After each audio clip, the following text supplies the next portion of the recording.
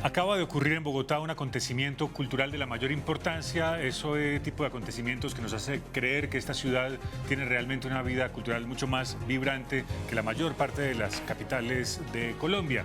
Hablo de la Noche de los Museos, en una nueva versión que ha permitido acercar la cultura y la memoria a otros públicos, a otras audiencias. Pero dentro de todo ese asunto de los museos, ¿qué papel cumplen los museos privados? De eso hablamos justamente hoy en el Cuento del Domingo, en la franja de opinión de Mesa Capital. Bienvenidos, bienvenidas.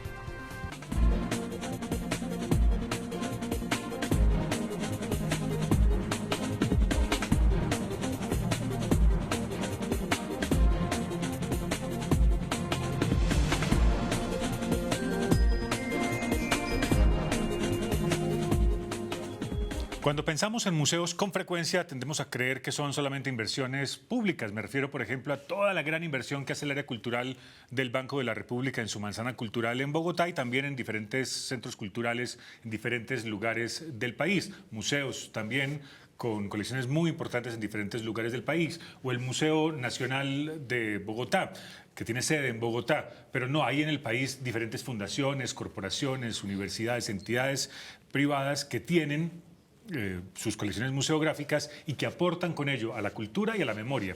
Uno de ellos es la Universidad Externado de Colombia, que tiene a Lux Non Oxidat. Su director es Juan Camilo Rodríguez. Director, bienvenido, ¿cómo le va?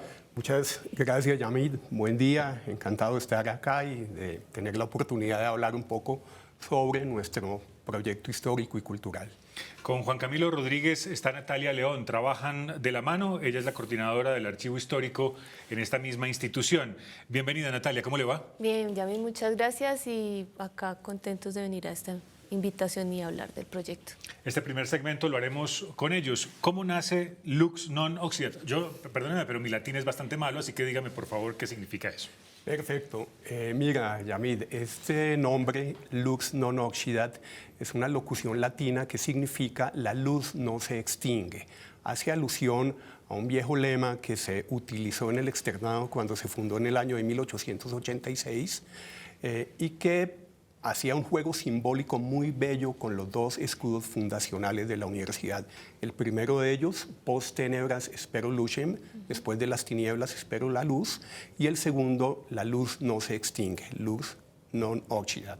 Significa esto que los estudiantes que entraban a la universidad en las penumbras de la ignorancia, una vez transcurriera su formación a lo largo de los años de estudio, recibirían la luz del conocimiento que no se extinguiría. Es el juego simbólico de estas dos locuciones que también hace relación al momento político tan particular de la Colombia de aquellos años, 1886, el tránsito de los gobiernos del periodo radical a los gobiernos de la regeneración, el cambio de constitución en 1886, el viraje del país hacia un totalitarismo, conservatismo y clericalismo muy intenso, en el que instituciones como el externado van a ser todo un faro de muy difícil funcionamiento en circunstancias tan adversas, pero que permiten que esa luz no se extinga. ¿Cómo nace ese espacio museográfico? ¿Qué estaban pensando los fundadores o los líderes de la universidad cuando dijeron hace falta que tengamos un espacio así?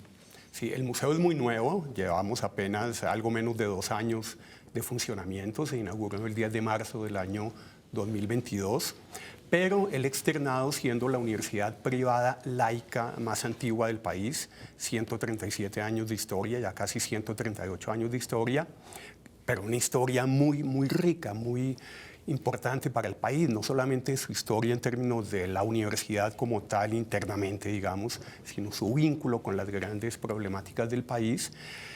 Se consideró, y particularmente por la rectoría actual del doctor Fernando Parra Nieto, que era el momento de recoger un viejo proyecto en el que veníamos trabajando precisamente con Natalia León, proyecto de historia del externado, a partir del cual hicimos diferentes publicaciones sobre la historia de la universidad y la historia política de Colombia, particularmente del siglo XIX, y se consideró que teníamos ya los materiales museográficos, archivos, objetos y demás que permitían que elaboráramos un espacio museal como el que en efecto hicimos. Natalia, El museo tiene, digamos, dos propósitos. Uno tiene que ver con el museo y otro con el archivo, pero uno piensa en los archivos como algo más administrativo y claro, pensando más en las ciudades. Por ejemplo, Bogotá tiene su archivo distrital, Sí. La Nación tiene el archivo nacional, a veces no suficientemente valorados y no con suficientes presupuestos, pero en una universidad como esta, ¿por qué el archivo termina integrándose a lo museal? Para nosotros lo principal cuando hicimos el proyecto de museo era que su centro fuera el archivo histórico, que es donde o sea, está desplegada toda su historia y todo el material que tiene el museo. Cuando nosotros hicimos el primer libro donde que es La luz no se extingue, ya digamos como esta primera fase de la historia de la universidad, ahí nos dimos cuenta que teníamos que rescatar precisamente esa memoria. Parte de ese primer externado, nosotros hicimos una recuperación histórica de esa historia de prácticamente 15 años, porque ese archivo, por todo el desenlace que tuvo la universidad, se perdió. Entonces esa recuperación nos permitió enfocar el centro del museo como su archivo histórico.